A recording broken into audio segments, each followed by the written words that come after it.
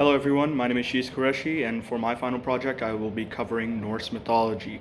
Now, for Norse mythology, it didn't really have a name or an original name. It is now called Astros, or was considered Astros during the 19th century onwards, when Christianity was at a rise and Christianity was in that region.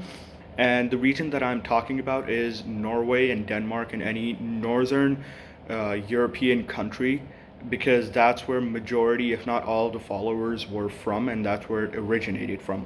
Now, for the religion itself, it practiced a polytheistic religion or polytheistic ideology, which meant that it didn't worship one deity; it worshipped multiple deities, and each deity was ranked on position or had a specific task.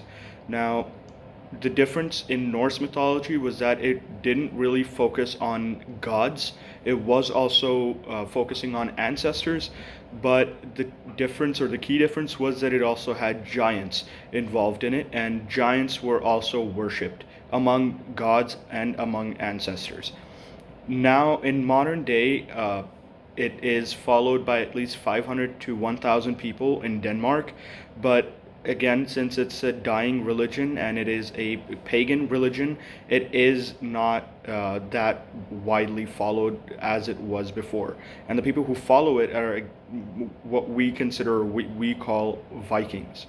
Now, they do have a belief system, which is that if you die in battle or if you die doing something courageous, then you will be granted Valhalla, which means heaven, considerably heaven.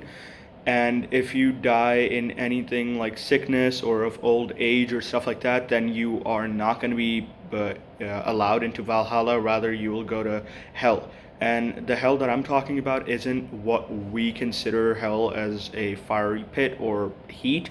It's actually the complete opposite, and it's actually frozen and lifeless. And all who go there are damned. Vice versa, Valhalla is where it's considered the realm of the gods in Asgard, and Valhalla is where warriors or people who died in a proper death go, and that's where they continuously wage war and they have continuous fights and feasts. They die, they come back, they feast, and then they go to war again, and then they die, and it's a repeated cycle. And technically, even though it's heaven, Valhalla is considered a hosting place, or a what if you look at it as a game, it would be a gamer lobby before the game actually starts. And the game that I'm referencing to would be the day of Ragnarok, or Ragnarok. So Ragnarok is when everything's gonna get destroyed, and all the nine realms are going to be completely demolished, and that's what we consider an apocalypse. So the way that's going to work is that there's a deity named Loki. Now, Loki had a son, Fenrir, and Fenrir is presumably a wolf. And in that regard, Odin, who is known as the Allfather, is the high god. And he is the one who seeks knowledge and is considered not only as a very highly knowledgeable person and a highly wise person, but he is also considered to be a trickster and a liar, or someone who is very conniving, in the sense that he would do anything in order to get what he wants, and he would be able to not only control the realms but always seek power, and was always afraid of being dethroned. That's why he, or Allfather, is afraid of Ragnarok, because in Ragnarok, that's when everything's gonna get destroyed, and Allfather, is gonna be eaten or killed by Fenrir, and Fenrir is gonna die by the last blow of the Allfather. Now, for rituals and practices, there aren't necessarily many rituals or practices. You did have blood sacrifices, human sacrifices, in order to gain favor from the gods. You would do acts of charity or nobility in order to gain favor from the gods. You would do praises, but they were very prominent in sacrifices, or providing sacrifice, especially human sacrifices. Another thing in regards to clergy was that they had what we consider monks or witch doctors, if you'd call them that, and those were elders in the community that dedicated their life to learning more about the Allfather and mixing hallucinogens in order to go to different realms and learn more. Um, Now, the religious scholars were very important in the community as they were very old and considered very knowledgeable. They were considered as seers or seekers. So they were able to look into the future and they were able to predict, or what we would consider a prediction.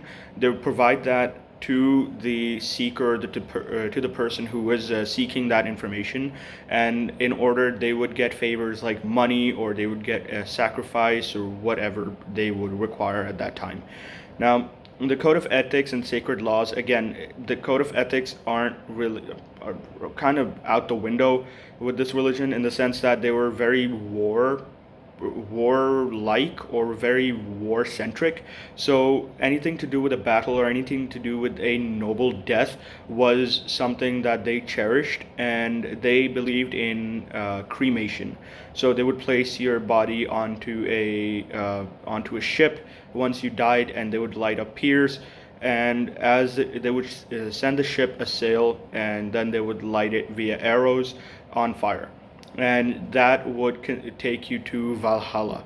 Now, there are other things that make the tradition or the religion more unique, in the sense that they had many gods that were not only centric to a natural situation, in the sense that there would be a god for war like Tyr, there would be a god for thunder like Thor, there would be a god for a harvest or a bountiful harvest, which would be Freya, and they would have someone who is all knowledgeable and all knowing, which would be the Allfather, among other gods like Baldur, and many other gods and deities and situations where they would have stories. And one other thing is that the religion wasn't written down per se.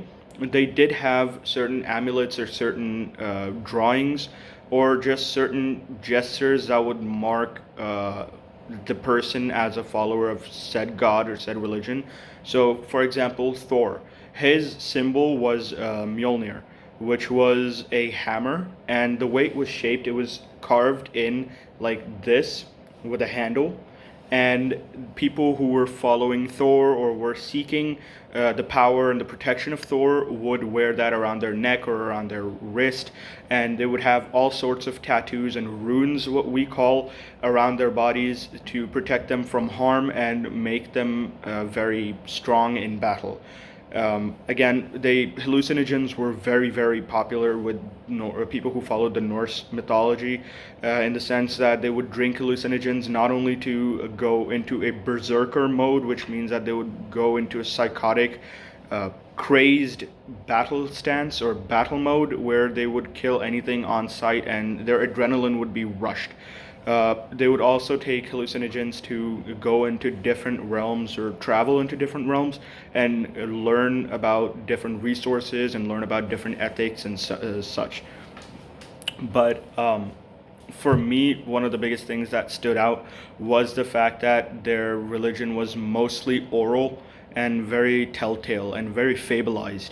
So not only did it cover exactly how Ragnarok would happen, it also covered how